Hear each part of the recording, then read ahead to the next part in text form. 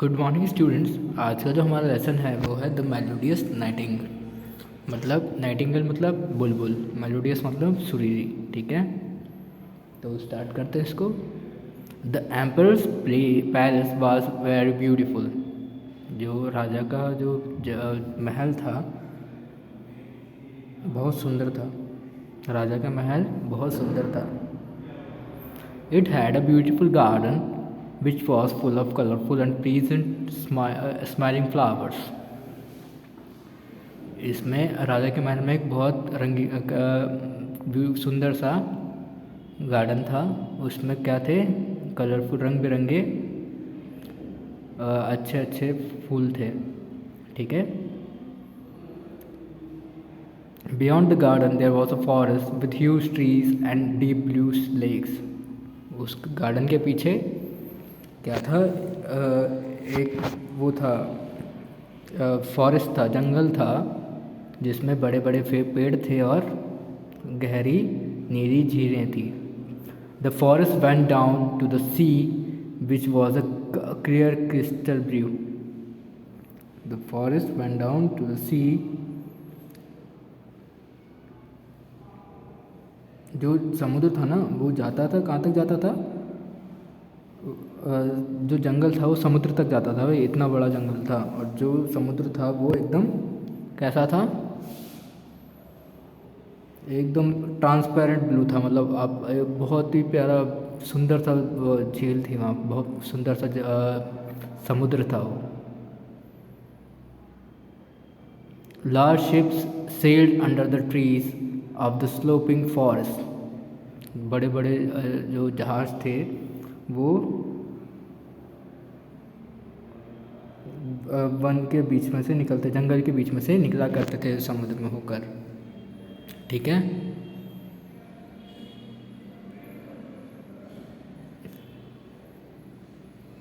A little nightingale lived in the branches of these trees. एक छोटी बुलबुल रहा करती थी इन पेड़ों के टहनियों पर। The little nightingale sang so beautifully that even the busy fishermen stopped their work to listen and said, "How beautiful it is."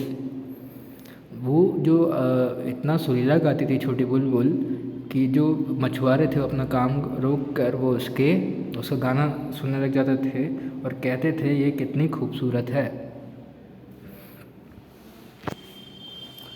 Poets wrote about the beauty of the nightingale song. कभी उस Nightingale की, जो उस बुलबुल की सुंदरता के बारे में लिखा करते थे, कविताओं में लिखा करते थे। They said, "This is the loveliest of all." वो कहते थे कि यह सबसे प्यारी है। ठीक है। Soon the emperor came to know that he had a little bird in his empire which was even more famous. जल्दी ही राजा को पता चला कि भाई उसके राज्य में एक छोटी चिड़िया है जो कि काफ़ी प्रसिद्ध है, काफ़ी फेमस है। Why hasn't anyone told me about the bird? He shouted. राजा चिल्लाया कि किसी ने मेरे को उस चिड़िया के बारे में क्यों नहीं बताया।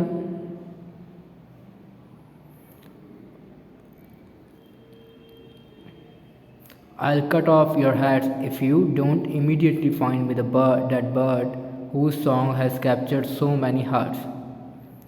I'll cut off your heads if you don't immediately find me the bad bird whose song has captured so many hearts. मैं तुम्हारे सर कलम करवा दूंगा अगर तुमने वो चिड़िया मुझे लाकर नहीं पकड़ी, वो चिड़िया जिस चिड़िया ने इतने लोगों का दिल जीत लिया। But no one in the emperor's court had heard of the nightingale which sang sweet songs. लेकिन किसी ने, राजा के दरबार में किसी ने नहीं सुना कि उस चिड़िया के बारे में जो इतने मधुर गाना गाती हो। People ran up and down in the great hurry, but no one could spot the nightingale. लोग इधर उधर भागने लगे लेकिन कोई उसको, बुलबुल को नहीं ढूंढ पाया।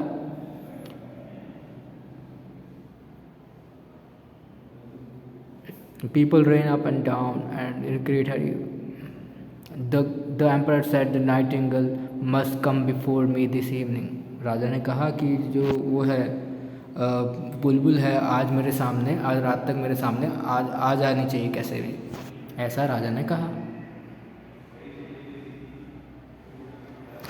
The poor courtiers rain up and down, जो दरबारी थे वो इधर उधर भागने लगे, कोर्टियर्स मतलब दरबार में बैठने वाले लोग, but couldn't find little Nightingale, लेकिन वो छोटी बुलबुल को नहीं ढूंढ पा रहे थे।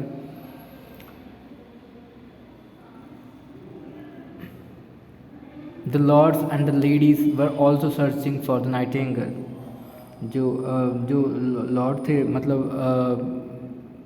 सामंत थे और महिलाएं थी, वो भी नाइटिंगेल बुलबुल के लिए बुलबुल को इधर उधर ढूंढ रही थी। ठीक है। At last the beautiful lady saw a poor little kitchen maid doing her work in a corner of the kitchen. आखिर में एक सुंदर सी महिला थी जिसने रसोई के कोने में अपना काम कर रही थी, उसमें अपने रसोई को देखा। उस महिला ने मेड ने उस नौकरानी ने कहा, The kitchen maid looked up and said, "Oh, I knew the nightingale very well."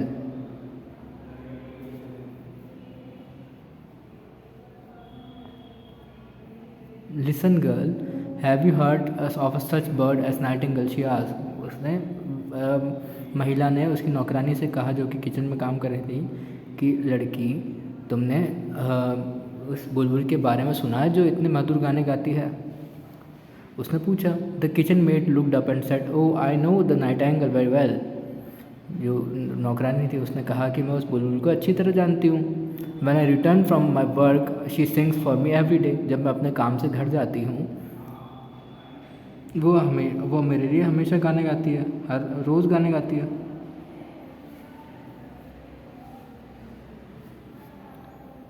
The first Lord, a very important person, came down to the kitchen himself and said, "Little kitchen maid, lead us to the nightingale and you shall be highly rewarded."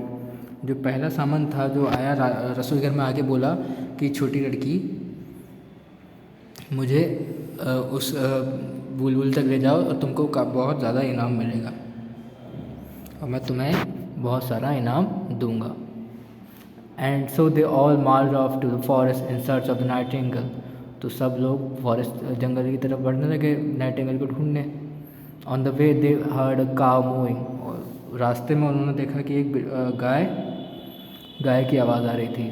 Oh that must be the nightingale said the courtiers, कि ये ज़रूर बुलबुल होगी, दरबारियों ने कहा। No no said the kitchen maid, the nightingale lives far away. नहीं नहीं, किचन मेड ने कहा, रसोई घर की सहायिका ने कहा कि जो बुलबुल है वो काफ़ी दूर रहती है। देन दे मूव फॉरवर्ड, फिर वो आगे बढ़े। On the way they heard frogs croaking, how soft and sweet said the courtiers, that must surely be the nightingale. तो आगे बढ़े तो उन्होंने एक मेंढक की आवाज़ सुनी। उन्होंने बोला कि कितनी स्वीट है, कितनी मधुर आवाज़ है। दरबारियों ने कहा कि यह ज़रूर बुलबुल होनी चाहिए। उसने मेंढक को वो बुलबुल समझ रहे थे शायद। No no not at all said the little kitchen maid, these those are frogs. नहीं नहीं, बिल्कुल नहीं, ये तो मेंढक है। Nightingale lives far away in the woods, जो बुलबुल है वो बहुत दूर रहती है जंगल में। Then they again move forward, soon they saw the little nightingale sitting on the branch of a little tree. फिर वो आगे बढ़े, उन्होंने जल्दी ही देखा एक बुलबुल को जो कि एक टहनी पर बैठी थी एक पेड़ की। There she is said the kitchen maid, वो रही रसोई की सहायिका ने कहा।